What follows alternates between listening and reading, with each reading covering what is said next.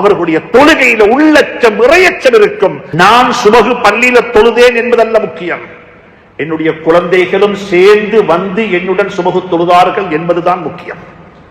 வாழ்க்கையில் அழகான பயிற்சி தொழுகை. குர்ஆன்ல தொழுகையை பற்றி ஒரு கண்ணோட்டம் இருக்கிறது. ஒன்று இருக்கிறது, தொழுகையை பற்றி நானும் நீங்களும் நினைத்து வைத்திருக்கக்கூடிய கண்ணோட்டம், அது ஃபிக்ஹுடைய கண்ணோட்டம்.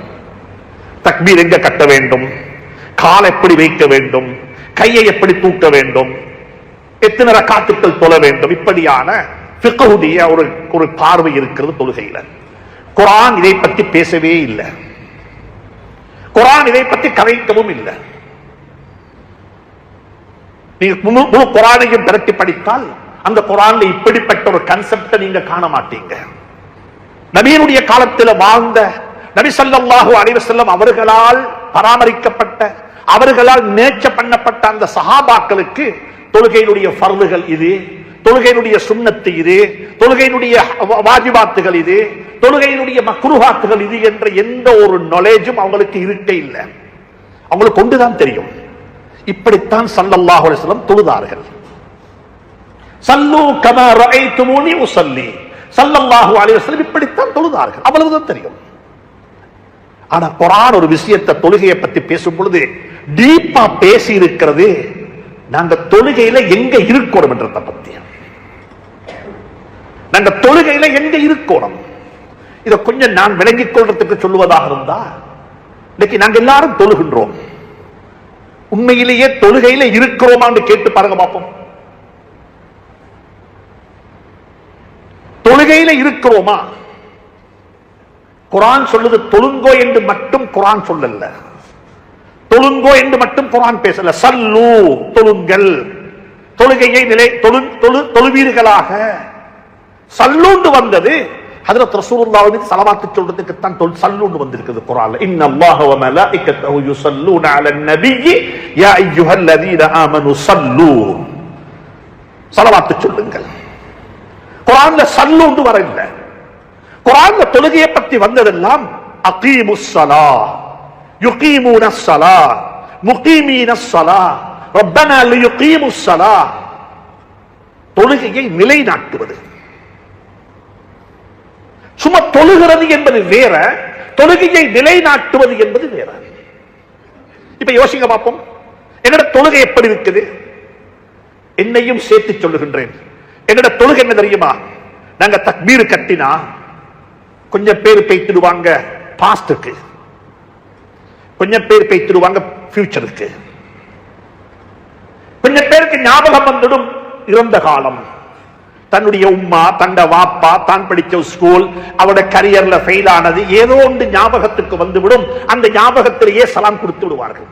அவருடைய தொழுகை பாஸ்ட் சென்டென்ஸ்லேயே முடிந்து விட்டது, இறந்த காலத்திலேயே முடிந்து விட்டது. இன்னும் ஒரு கூட்டத்துக்கு தொழுகை ஃபியூச்சர்லேயே முடிந்துவிடும். எக்கானமி இப்படி போனா என்ன நடக்கும், ஃபியூச்சர் என்ன நடக்க போகுது, ஃபியூச்சர்ல என்ன செய்வது. எங்கட பக்கத்து வீட்டுல சென்ற மாசம் நடந்த ஒரு கல்யாணம் டிவோர்ஸ் ஆகிவிட்டது, எனக்கும் 2 பொம்பளை புள்ள இருக்குது, அந்த பொம்பளை புள்ள கல்யாணம் நடந்து டிவோர்ஸ் ஆன என்ன நடக்கும் என்ற நோய், அந்த சிந்தனையிலேயே தொழுகையை முடிச்சுக் கொள்வாங்க. கடைசிக்கு பார்த்தா தொழுகையில இருந்து தொழுவவங்க யார் இருக்கிறாங்க, தொழுகைக்குள்ள இருந்து தொழுவவங்க யார் இருக்கிறாங்க? இதைத்தான் குர்ஆன் சொல்லுது. சஹாபாக்களை பற்றி சொல்லும்போது ரிஜாலுன் லா துல்ஹீஹிம் திஜாரத்துன் வலா பைஉன் அன் ذிக்ரில்லாஹி வ இகாமிஸ் ஸலாஹ். சஹாபாக்களுடைய தொழுகை எப்படி தெரியுமா? இது விளங்கிக் கொள்றதுக்கு சொல்லுகின்றேன். இந்த பள்ளிவாசல்ல ஒரு நல்ல ஒரு பவர்ஃபுல்லான ஒரு வைஃபை கனெக்ஷன் வச்சிருக்கிறாங்க. பள்ளி உள்ளுக்கு ஒரு வைஃபை கனெக்ஷன் இருக்குது. எங்களோட மொபைல் டேட்டாவிலே, மொபைல் போன்லையும் ஒரு டேட்டா கனெக்ஷன் இருக்குது. யாரெல்லாம் பள்ளிக்குள்ள என்ட்ரு ஆகுவாங்களோ அவர்களுடைய சொந்த டேட்டா அப்படியே டிஸ்கனெக்ட் ஆகி பள்ளியில டேட்டாவோட எங்களோட போன் கனெக்ட் ஆகிடுது. இதே மாதிரி தான் நாங்க தொழுகைக்கு வந்தா பள்ளிக்கு வெளியே இருக்கிற எல்லா வகையான தொடர்பாடலோட இருக்கக்கூடிய உறவுகள் துண்டிக்கப்பட்டு டிஸ்கனெக்ட் பண்ணப்பட்டு எங்களுடைய உறவு அல்லாஹ்வுடன் இணைந்து விட வேண்டும். அல்லாஹ்வுடன் இணைந்து விட வேண்டும். எங்களுடைய மொழியில சொல்லுவதாக இருந்தால் இதுதான் உதாரணம். சில சந்தர்ப்பங்கள் எங்களுக்கு தெரியாமலேயே எங்களோட போன் இன்னொரு டேட்டாவோட இன்னொரு டேட்டாவுக்கு கனெக்ட் ஆகிவிடும். என்றால் அந்த இடத்தில் அந்த data very powerful, very powerful.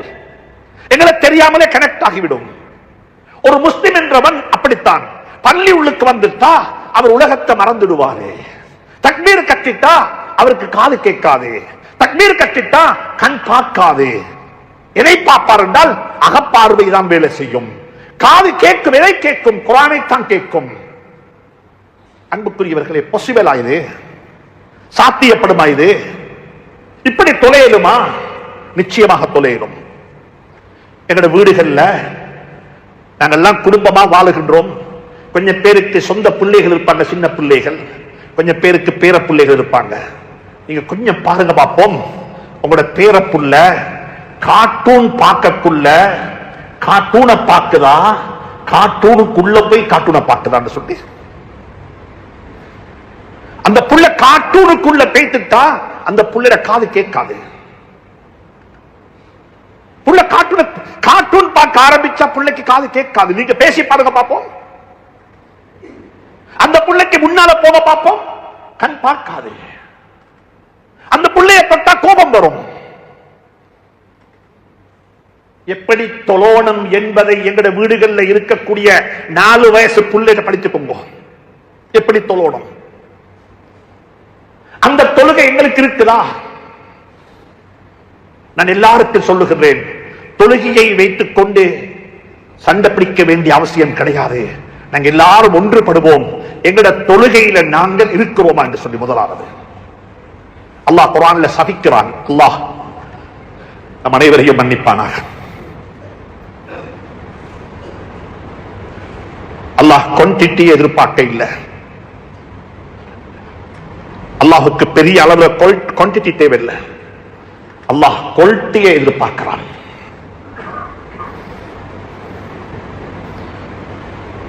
சில குர்ஆனுடைய ஆயத்துக்கள் ஓதுவதற்கு பயமாக இருக்கிறது என்றால் அந்த ஆயத்துக்களே எங்களுக்கு சாபமாக மாறிவிடும். ஃபவைலுன் லில் முஸல்லீன், தொழக்கூடிய மக்களுக்கு நாசம் உண்டாகட்டும். தொழக்கூடிய மக்களுக்கு நாசம் உண்டாகட்டும். பொய் பேசக்கூடிய மக்களுக்கு நாசம் உண்டாகட்டும். ஃபவைலுன் லில் முகذிபீன், ஃபவைலுன் லில் முத்தஃபிஃபீன், வைலுன் லிக்குல்லி ஹுமஸத்தில் லுமஸா. குர்ஆன்ல நாசம் உண்டாகட்டும், நாசம் உண்டாகட்டும் என்று பலரை அல்லாஹ் சபித்திருக்கின்றான், பலரை அல்லாஹ் திட்டி இருக்கின்றான். அப்படி திட்டப்பட்ட ஒரு சமூகத்தில் ஒருவர் தான் ஃபவைலுன் லில் முஸல்லீன், தொழக்கூடியவர்கள். அவங்க யாரு? அவங்க யாரு? முகீமீன ஸலாம் அல்ல. ஃபவைலுன் லில் முகீமீன ஸலாம் வர தொழுகையை நிலைநாட்டக்கூடியவரை அல்லாஹ் சபிக்க இல்ல, தொழக்கூடியவர்களை சபித்திருக்கின்றான். அவங்க யாரு தெரியுமா? குர்ஆனை கொஞ்சம் திரட்டுங்கள். நான் எல்லாருக்கும் சொல்றேன், குர்ஆன் ஓதுவதற்காக வேண்டி மட்டும் தரப்பட்ட ஒரு நூல் அல்ல. குர்ஆன் ஒரு நாலேஜ் பாக்ஸ் அல்ல. குர்ஆன் ஒரு கைட் பாக்ஸ். குர்ஆனுடைய நாலேஜ் ரொம்ப இன்பமாக இருக்கும். குர்ஆனுடைய அறிவு ரொம்ப அழகா இருக்கும். குர்ஆன் இன்ஃபர்மேஷனுக்காக வேண்டி தரப்பட்ட ஒரு புக் அல்ல. குர்ஆன் டிரான்ஸ்ஃபர்மேஷனுக்காக வேண்டி தரப்பட்ட புத்தகம். குர்ஆன் எங்கட வாழ்க்கையை மாற்றணும். குர்ஆன் எங்கட வாழ்க்கையில டிரான்ஸ்ஃபர்மேஷனை கொண்டு வரணும். குர்ஆன் ஓதுவது ஒரு இபாதத் என்றா அதுக்கு நிச்சயமாக நன்மைகள் கிடைக்கும். ஆனா ஓதுவதால மட்டும் எங்களுடைய வாழ்க்கை மாறாது. குர்ஆன் எங்களுடைய வாழ்க்கையை மாற்றணும் என்றா அதுல அல்லாஹ் என்ன சொல்லுகிறான், எனக்கு என்ன பேசுறான் அல்லாஹ் சுப்ஹானஹு வ தஆலா, எனக்கு அல்லாஹ் என்ன சொல்லுகிறான் குர்ஆன்ல? ஃபவைலுல் லில் முஸல்லீன். சில கட்டங்கள்ல ஹஜ்ரத் ஓதுவாரு, நாங்களும் பின்னிக்கு இருப்போம். எங்களையே நாங்க சாபமிட்டுக் கொள்கிறோமோ? அல்லதீன ஹும் அன் ஸலாத்திஹிம் சாஹூன், மறந்த நிலையில ஞாபகம் இல்லை எங்க இருக்கிறாங்க என்று சொல்லி, ஏன் வந்தோம் என்றும் தெரியாது, எத்தனை ரக்காத் என்றும் தெரியாது, அல்லாஹ்வுடன் கலைக்கிறேனா பேசுகிறானா என்பதும் தெரியாது. ஏதோ சலாம் கொடுத்தாங்க, அப்பதான் ஞாபகம் வந்துட்டு தொழுது முடிச்சுட்டாங்களான்னு சொல்லி அதே நிலையில எழும்பி போனா அல்லாஹ் சொல்லுகிறான் ஃபவைலுல் லில் முஸல்லீன், அப்படி தொழக்கூடிய மக்களுக்கு நாசம் உண்டாகட்டும் என்று சொல்லி. அப்படிப்பட்ட தொழுகை அல்லாஹ் எங்களிடம் எதிர்பார்க்கவில்லை.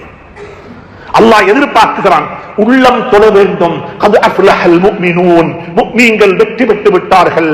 அந்த கூட்டத்தில் அல்லாஹ் என்னையும் உங்களையும் ஆக்கி வைப்பானாக. முஃமின்கள் வெற்றி பெற்று விட்டார்கள். வெற்றி பெறுவார்கள் என்று அல்லாஹ் சொல்லல, வெற்றி பெற்று விட்டார்கள். அவங்க சக்சஸ் ஆவிட்டாங்க. அவங்க யாரு? அவங்களோட முதலாவது குவாலிட்டி என்ன தெரியுமா? அல்லதீனஹும் ஃபீ ஸலாத்திஹிம் காஷிஊன். அவர்களுடைய தொழுகையில உள்ளச்சம் இறையச்சம் இருக்கும். அவர்கள் பிரசன்ல இருந்து தொழுவாங்க. அவங்களோட ஃபியூச்சரை பத்தி அவங்க தொழுகையில பேச மாட்டாங்க. அவங்களோட பாஸ்ட பத்தி அவங்க அலட்டிக் கொள்ள மாட்டாங்க. அவங்களுக்கு ஃபியூச்சரும் தெரியாது, அவங்களுக்கு பாஸ்டும் தெரியாது. அவங்க தக்பீர் கட்டினதுவே அவங்க கனெக்ட் ஆகிடுவாங்க அல்லாஹ்வுடன். நேரடியாக அல்லாஹ்வுடன் உரையாட ஆரம்பித்துடுவாங்க. அல்லாஹ்வுடன் பேசுறாங்க, அல்லாஹ்வுடன் சம்பாஷணை செய்றாங்க. இதா காலல் அப்து அல்ஹம்துலில்லாஹி ரப்பில் ஆலமீன் யகூலு அல்லாஹு தபாரக வ தஆலா ஹமிதனி அப்தி. وإذا قال العبد الرحمن الرحيم يقول الله تعالى مجدني عبدي. وإذا قال العبد مالك يوم الدين أثنى علي عبدي. وإذا قال العبد إياك نعبد وإياك نستعين يقول الله تبارك وتعالى هذا بيني وبين عبدي. நாங்க தொழுகையில அல்ஹம்துலில்லாஹி ரப்பில் ஆலமீன் என்று சொன்னதுமே அல்லாஹ் பதில் சொல்லுகிறான். நாங்க ரஹ்மான் ரஹீம் என்று சொன்னதுமே அல்லாஹ் எங்களை பார்த்து புகழ்கின்றான். மாலிக் யௌமித்தீன் என்று சொன்னதுமே நாங்கள் அல்லாஹ் எங்களை பார்த்து மீண்டும் புகழுகின்றான். நாங்க சொல்லுகின்றோம் இய்யாக நஅபுது வ இய்யாக நஸ்தஈன் என்று சொன்னதுமே அல்லாஹ் என்ன தெரியுமா சொல்லுகிறான்? ஹாதா பைனி வ பைன அப்தி. இது எனக்கும் என்னுடைய அடியானுக்கும் இடையிலுள்ள ரகசியம். அதுல எவ்வளவு தூரத்துக்கு உண்மையானவன் என்பது எனக்கு தான் தெரியும். இய்யாக நஅபுது வ இய்யாக நஸ்தஈன். உன்னையே வணங்குகின்றேன், உன்னிடமே உதவி தேடுகின்றேன் என்று சொல்லுகின்றோம். அல்லாஹ் என்ன தெரியுமா பதில் சொல்லுகிறான்? ஹாதா பைனி வ பைன அப்தி. இது எனக்கும் என்னுடைய அடியானுக்கும் இடையிலுள்ள ரகசியம். அந்த ரகசியம் எனக்கும் அவனுக்கு ரகசியமாகவே இருக்கட்டும். எனவே அன்புக்குரிய நண்பர்களே, சகோதரர்களே, வாழ்க்கையில தொழுவோம், தொழுகையை நிலைநாட்டுவோம், குடும்பத்துடன் தொழுவோம், குடும்பத்துடன் தொழுவோம், பிள்ளைகளையும் அழைத்துக் கொண்டு வந்து தொழுவோம். இந்த சமூகம் இன்னும் வாழ்ந்து கொண்டிருக்கிறது என்பதற்கு அடையாளம் என்ன தெரியுமா? இந்த சமூகம் இன்னும் வாழ்ந்து கொண்டிருக்கிறது என்பதற்கு அடையாளம் என்ன தெரியுமா? மிக அன்பாக சொல்லுகின்றேன், நான் சுபகு பள்ளியில தொழுதேன் என்பதல்ல முக்கியம். நான் சுபகு பள்ளியில தொழுதேன் என்பதல்ல முக்கியம். என்னுடைய குழந்தைகளும் சேர்ந்து வந்து என்னுடன் சுபகு தொழுதார்கள் என்பதுதான் முக்கியம். நான் சுபகு தொழுதேன், இஸ்ராக்கு வரைக்கும் பள்ளியில இருந்தேன், கடமைகளை செய்தேன், துஆக்கள் கேட்டேன் என்பதல்ல முக்கியம். என்னுடைய குழந்தைகளும் தொழ வேண்டும், அவர்களும் தொழுகையை நிலைநாட்ட வேண்டும். இப்ராஹிம் அலைஹிஸ்ஸலாத்து வஸ்ஸலாம் அவர்கள் மக்கா முக்கர்ரமா என்ற பாலைவனத்தில் தன்னுடைய குடும்பத்தை விட்டுட்டு போகக்குள்ள கேட்ட துஆ இருக்கிறது, ஆச்சரியமான துஆ. ஒரு பாலைவனத்தில் ஒரு பாலைவனத்தில் மரம் செடி கொடி ஜம்சம் ஒன்றுமே இல்லாத ஒரு பாலைவனத்தில் விட்டுட்டு போகக்குள்ள அந்த பச்சிலன் பாலகனுக்கு வாப்ப கேட்டு துஆ என்ன தெரியுமா? ரப்பனா லியுகீமுஸ் ஸலாஹ். யா அல்லாஹ், இந்த பிள்ளைகளுடைய தொழுகைகள் தப்பி போய்விடக் கூடாது. யா அல்லாஹ், இந்த பிள்ளைகள் தொழுகையை நிலைநாட்ட வேண்டும். யா அல்லாஹ், இந்த துஆ கேட்கலுமா?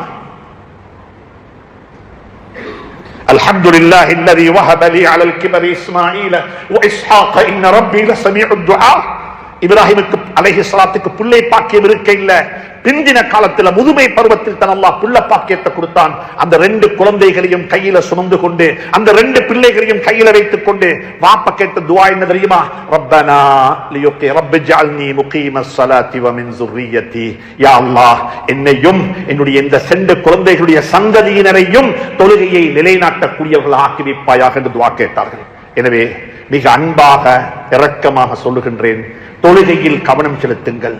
தொழுகைக்கு உள்ளே இருந்து தொழுவோம், தொழுகையை உள்ளச்சத்துடன் தொழுவோம், தொழுகையை அனைத்தையும் மறந்து அல்லாஹ்வுடைய ஞாபகத்துடன் தொழுவோம், அல்லாஹ்வுடன் உரையாடுகின்றேன் என்ற நினைப்புல தொழுவோம். தொழுகைக்கு முன்னால கொஞ்சம் குர்ஆனை பிரட்டி, குர்ஆனை விளங்கி, குர்ஆன்ல அல்லாஹ் என்ன சொல்லுகின்றான், குர்ஆன்ல என்ன எனக்கு மெசேஜ் என்ன இருக்கிறது, இன்னைக்கு என்ன ஓதினாங்க, அந்த ஓதல்ல என்ன எனக்கு செய்தி, இதை கொஞ்சம் விளங்கி ஓதினால் நிச்சயமாக அந்த தொழுகை என்னை வலுப்படுத்தும், என்னை பாதுகாக்கும், எனக்கு சோறு போடும், என்னுடைய துனியா ஆஹ்ராவுடைய தேவைகளை பூர்த்தி செய்யும். அந்த தொழுகையினூடாக மன நிறைவு கிடைக்கும். அப்படிப்பட்ட தொழுகையை அல்லாஹ் எனக்கும் உங்களுக்கு நசீவாக்குவானாக. என்னுடைய குடும்பம், உங்களுடைய குடும்பத்தையும் தொழுகையாளிகளாக அல்லாஹ் வைப்பானாக. தொழுகையிலேயே வாழ்க்கையை முடித்துக் கொள்ள அல்லாஹ் துணை புரிவானாக. தொழுகையை கொண்டே எல்லா கர்மங்களையும் உதவி தேடக்கூடிய பாக்கியத்தை நசீவாக்குவானாக. இய்யாக நஅ்புது வ இய்யாக நஸ்தஈன் என்று சொல்லும் பொழுது அல்லாஹ் அந்த ரகசியத்தை பாதுகாத்து அல்லாஹ்விடமே உதவி தேடக்கூடிய மக்களாகவும் அல்லாஹ்வையே வணங்கி வழிபடக்கூடிய மக்களாகவும் அல்லாஹ் என்னையும் உங்களையும் ஆக்கி வைப்பானாக. வ ஆகிர் தஅவானா அனில் ஹம்துலில்லாஹி ரப்பில் ஆலமீன்.